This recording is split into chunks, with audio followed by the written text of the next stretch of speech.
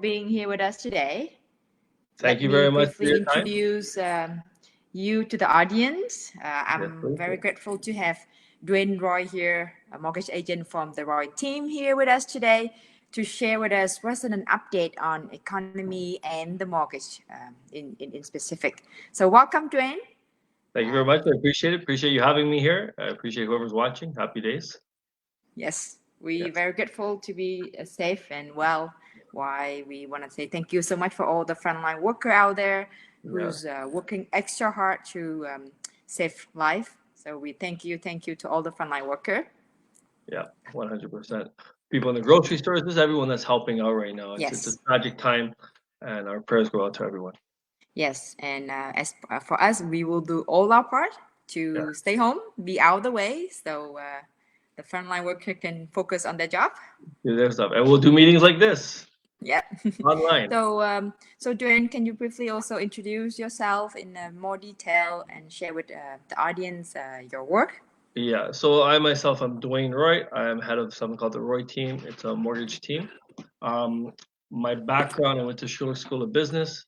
Went there to be an accountant, decided not to be an accountant, but I have done taxes for 20 years. I took the same tax course most CAs take, and I've done corporate tax, individual tax for 20 years.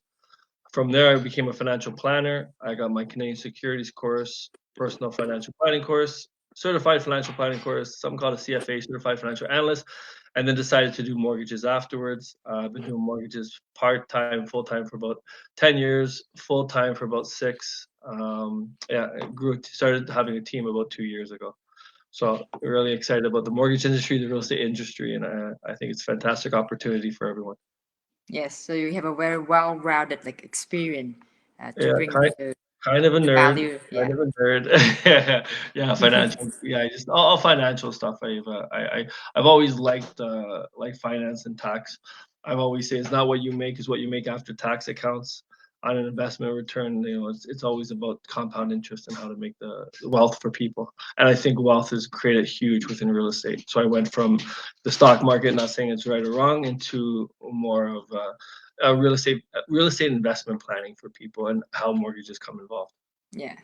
So Duane, can you give us some update? What is happening out there with Yeah, the yeah, mortgage rate? it's still very big. It's still very unknown.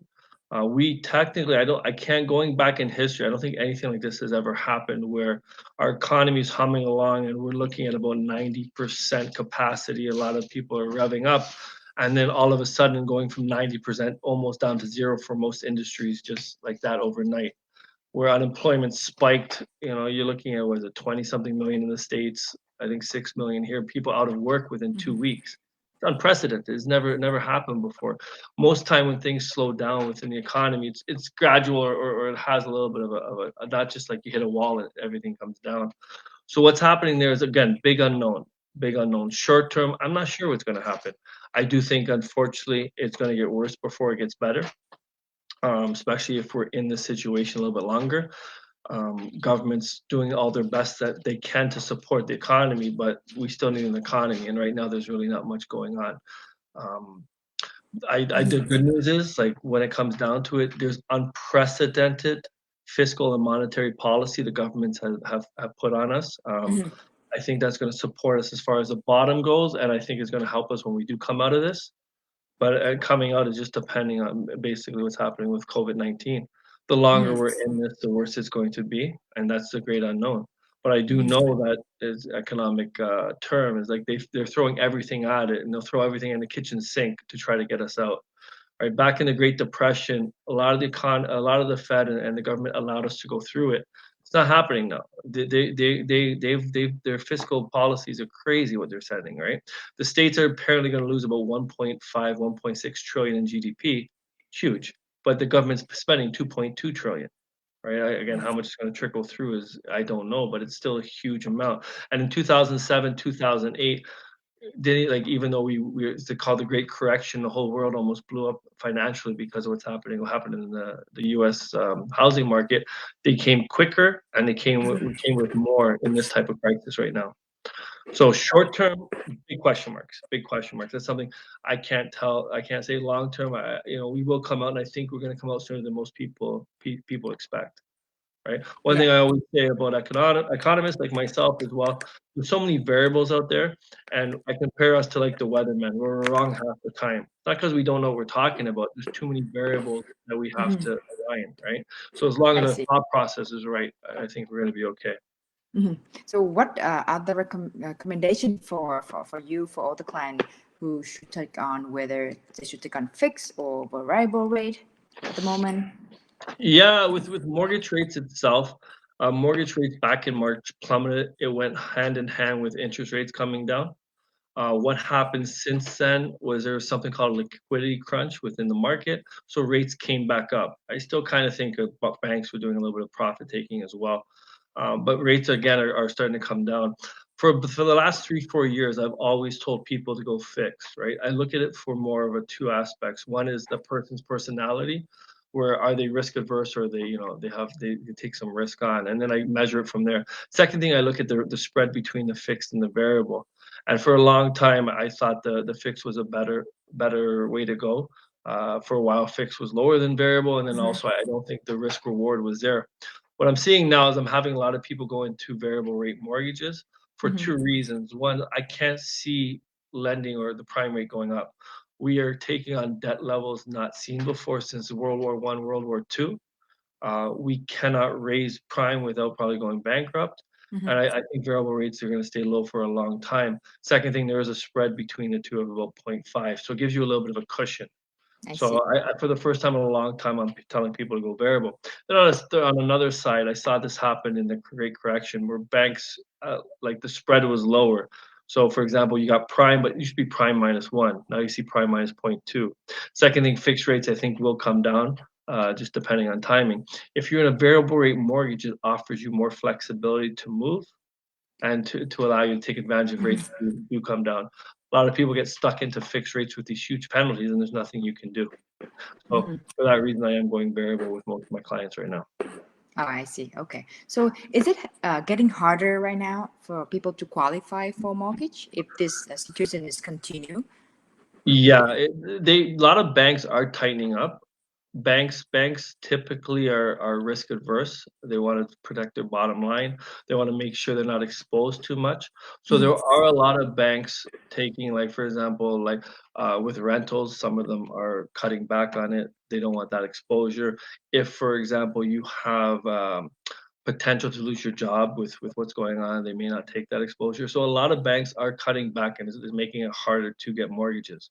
One thing is with a mortgage broker is there's always a bank out there that Mhm. still wants to take that risk or still able to or looking for rentals or other aspects of it, right? So there's always a bank willing to go. Working with I work with about 12 different lenders. I still like maybe 3 or 4 have dropped off, but the other 8 are picking up the slack. So even though it's harder, there's still options for people. They just got to know which way to go. I see. Okay, because I do have an investor who still looking to buy even during this situation like COVID-19. However, Mhm. just want to check to see if it's going to be harder for them to qualify for the second property. Yeah, so some banks, yes. So it's very similar. I run a presentation before where I always say wrong bank, wrong result, or bad result. Same thing now. It just gets a little bit more detailed. Like again, if there are banks that will let investors come in, there are banks that are happy with it. It's just if you walk to the wrong bank, it's not going to work. So you got to make sure you go to Hmm. the right bank on that side. So yeah, I they're see. still Okay. lending. We can still find programs for most people. Okay. So it's still room for people Still to room, buy still during room. this. Yeah, to make that investment property leap. Fantastic. Yeah, I see. So, do you see what is the reaction from your client lately in terms of the whole situation? Do you have anything that you can share based on looking at your the client? 100%. Like with my clients and with a lot of people. So again, I come from a financial planning background, not really just a mortgage side. And I do believe that you have to be as defensive as possible and really limit risk going forward. No one knows what's happening. So what do? We go into a defensive stance, which that means is two sides. I put a couple articles out there and a lot of people don't like hearing this, but I am telling people to defer your mortgage payments. And I see. the reason why is because if you would defer when you need it, it's usually too late for a financial plan. So I'll give you an Mhm. example of just a couple of my clients. So one of my clients has a payment of $3,000 a month. He's actually working and he doesn't know what the future holds. So I told him to stop his mortgage payments to save that money. So he's stopping the mortgage payments at $3,000 a month, and each month it's going to add up. Over 6 months, he'll have $18,000 as a financial buffer to help him out. If Mhm. something happens over the time, then he'll be able to use that because there's more than mortgage payments. You have mortgage payments, car payments, condo fees, property tax. I think they pushed off. You have groceries. So, say for example, something happens in the third month, he has $9,000 cushion to help him through the times, and it's not just a mortgage payments. He can actually help his family out, right? Mhm. Second So thing, what is the everyone's saying, cost? Yeah, what's the cost implication of yeah, deferring? 100%. So I'm getting to that. Yeah. So there's a cost involved, of course. So I'm just going to throw some numbers out. So if you have a $3,000 mortgage and your interest rate is 3%, that's $900 for the year. 900? Mhm. Sorry. Sorry, $9, $90 for the year. Divide that by two because it's 6 months. It's going to cost you $45. If you times that by six, you're looking at about a cost of $240 for that.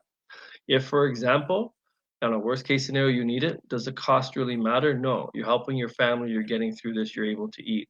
If you Mhm. don't need it, you can just throw it back on your mortgage, pay the 240 and be happy with that, right? We pay money for insurance, life insurance, car insurance, house insurance. Mhm. We're insuring our property. Now we're insuring our family to get through this. And that's what I say mortgage deferring your mortgage payments helps you with. Yeah, definitely a great advice. Yeah. And so I also got a lot of question is that by deferring the mortgage, will it affect the credit history of those who do that? No, it really shouldn't. So with the credit history, it's not going to report. A lot of people are doing it, and it won't go on. But what I do suggest to clients is because Equifax is a reporting center, they don't Mhm. actually make sure. So sometimes the banks are moving so fast. So after you defer your mortgage, check your credit and make sure nothing goes wrong. Call the Mm, bank and ensure that they're processing it right. So I see. sorry, nothing should affect your credit as long as you do your due diligence. Because right Mhm. now, again, a lot of people have more time in their hands. So take that time to ensure nothing's wrong with your credit. At this Mhm. time, banks are overworked, overloaded, and they make mistakes. They're human. So I tell everyone that does defer mortgages to make that double check so there's Yeah, nothing wrong down the road. I see. Yeah, so it's like a bit of relief there to know that by doing that, it definitely does not affect the credit Correct. history. Yeah. Correct. There's millions of Canadians doing it, millions, right? So Mhm. long story short, just so on the reverse side, if it did affect it, there's millions of people that couldn't buy houses down the road. Yeah. So no, we are fine with that. Yeah, it's a good. Again, I think it's a good plan for a lot of people to implement. Not for Mhm. gain. I'm not saying it for gain because it does put strain on our financial system, but for protection, just to make Yeah. sure. Definitely, yes, yeah. Yeah. So, it overall, because the rate and everything, economy is all related. So, where do you see our economy is heading for the next like half a year or so, or a Yeah, year? I think 6 months is going to be slow. I think Mm, 6 months is going to be slow. Like again, I don't know when we're coming out of this, but let's just put a timeline of we're going to come back out in 2 months. It's not like turning on a tap; it doesn't flow right away. It takes time to get the supply systems back up. It gets time to get people back to work. And lastly, yeah. confidence is broken right now. There's a lot of people shooken because of what happened. Unemployment Hmm. through the roof. So it does take time to come back in. The good news is, once again, we have government support that is absolutely crazy right now. So once we do get that in, it's like having nitrous in a car. We finally got our engine running, and now watch how fast we go. Hmm. Right? But I do think that's going to happen. Second thing, just throw it out there with more to real estate as well as what we're doing. Like there's more something called bullets in the chamber when it comes out to that. I remember Hmm. back in 2007, right? There was 40-year amortization. There was no stress test. There Hmm. was 5% down on rental properties.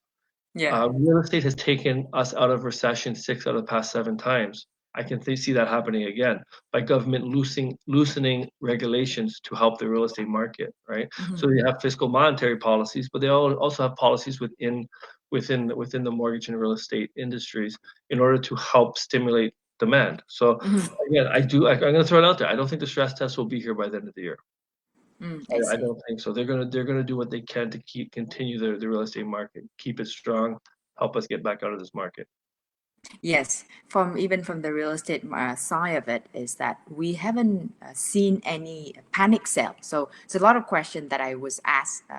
Same with my college, we will ask lately is that is market gonna crash? Is price gonna go down? So this is a very typical question that people ask us lately, and the question that we respond is that no, the market will not crash. Well, the price might go down a little bit, maybe yes. Mhm. However, right, because of the consideration of the rate is being low, like right now, like you mentioned earlier, Mhm. yes, the price might go down in the next few months. That a lot of buyers decide to stay on the sideway and wait. So this is what we been talking and sharing with our client is that yes, the price might go down in the next few months. However, by that time, the mortgage rate might go up, and they might face more competition from other buyer Mhm. who's been waiting as well. So Yeah. same with yeah. So that's the same response that we've been sharing with our client is that yeah, the price might go down, but the rate might go up, right? So you have to 100%. Yeah, yeah, yeah. correct, correct. Again, coming from more of a financial side, markets go up, markets go down. No one can ever time a bottom. No one can ever time a Yes. top. You basically think what's best for you and make that move, and don't try to worry about it. Look at a 10-year time horizon. Mm-hmm. So again, I go back to 2007, 2008, the Dow Jones. If you bought the Dow Jones on the worst time ever before the crash, you still doubled your money in 10 years. You'd still be happy. Yes. So if you find a property you want and you're going to live there for a long time and you pay a little bit of a premium, it's life. You're not going to pick the bottom, but you get into that Mm-hmm. property you want. Right, Yes. there's So still ways. And on the second side, again, I put an article out today about it. It's actually best to upsize your property in a downward market. Again, I don't know how it works on the real estate side, but just on a financial side, if you're buying, and these numbers are just so through coming from my head, so it's not realistic. But if you have a property you have for 700,000, you want to sell it, and you want to buy a property for $1 million. mhm, Again, I'm not saying it's gonna happen, but if property prices go down by 20%, that $700,000 loses 160. That $1 million property loses 200. You just gained 40,000. No, no, sorry. The 700,000 property loses 140. Million loses 200. You just mm, gained $60,000 of equity by yeah. up buying in a down market. It's the best time to do it because if you look at the reverse side, that $1 million property goes up to 1.2. The 700 goes up to 840. Guess what? You just lose 16 equity. It's actually a Mhm. great time to do stuff like that. Yes, it's very easy to see it from when you put down a number like that. Yeah, no, for sure. The numbers are something I do pretty quick in my head, and I'm very familiar with it. And we don't think about it. We get caught up in emotions. Again, I get it. We're human. We get caught up in stuff that we shouldn't be caught up in. We should be looking at how do we prosper in a downward market. Yeah. Like I'm a Warren Buffett fanatic. I love that guy. Crisis equal opportunity. When people are fearful, be greedy. When people are greedy, be fearful. Like there's always somewhere to look at that you can gain, and how can we gain and stuff like that. Because Yeah. markets will go up, markets will go down. It's just what do we do during each market point. Yes, definitely. Yes. From same thing. Since you're in financial, you totally understand what I'm about to say. It doesn't matter when you're gonna hop on, either buying or owning any financial Mhm. product. It's more matter of how long you in the market. Am I right? Hundred Like it percent, doesn't matter when you buy it. 100%. It's a matter of how long you keep that. You keep it, hold on, and you'll be fine. There is something, it's a risk reward, but it does say the longer you hold it, the lower the risk because rewards Yeah. will come because all asset markets go up over the long term. Yes. Yeah, totally agree with Yeah, you. Yeah. yeah, for So sure. any last thought or tip that you would love to share Yeah, with what I'm telling everybody a lot of today? people right now is to actually to start. If you have your job and everything is still okay, and your property is holding value, I'm always advising people to start refinancing their property, sooner than later. The reason Mhm, why is a twofold. It's similar to the deferring your mortgage payments. When you refinance your property now, you'll get the most equity out. And again, if unfortunately something happens to you, you're going to be able to weather the storm. You're going to have money to get through it. Your family's going to be okay, right? mhm, So you pull out 100 or whatever is in there. You have a job, you can do it. The thing is that when you lose your job, is that you can't get a mortgage and therefore you're stuck. So mhm, this leaves your options in the whole bit. On the second side is that there will be opportunities in the market. And the best thing when there's opportunities is to have cash. If Yeah. you don't have cash to take advantage of it, you can't take advantage of a downward market or anything happening in the Yes, market. cash is the king right now. 100%. So take a defensive role now, take some money out, hold on to it, and wait to see what happens. Again, worst case scenario, you just throw it back on your mortgage, lower the mortgage amount, and you're fine. There's no thing. If there is something for you, you can take advantage. And I will go back to like in 2007, 2008. I was like, okay, I'm going to refinance my property and I'm going to buy another one. And I'm trying to time it. Just like most people, we can't time markets. So my Mhm. property, I think, lost about 150 in equity because there was this. I couldn't refinance and get the equity out. There wasn't enough then. So if I did Mhm. it when I first thought about it, I could execute a good plan. Way Yeah. too long, you can't execute, right? So I am telling a lot of people refinance, not for lower rates, for opportunity and protection. Mhm. Yes. That's a Yeah, very good tip. Yeah. Thank you so much, Duane. no And problem. I Thank will you. be sharing with the audience your contact information Please should do. they love to reach out to you. And also, they can reach out to me as well. My phone number here is 647-271-5461. And also, here's the Duane contact information, Oh, fantastic. phone number, and email address here for those who love to get in touch with Duane for more info on mortgage and financial planning in general. Perfect. Thank you so much. I appreciate it. Thank you so All right. much, Duane, for Thank being you. here with us today and share with us your insights and wisdom.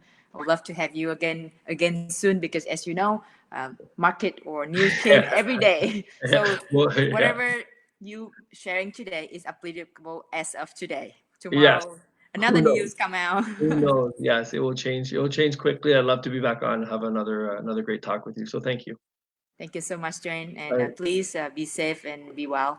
Yes, you as well as everyone watching. Thank you so much. Take care. Bye. Thank you.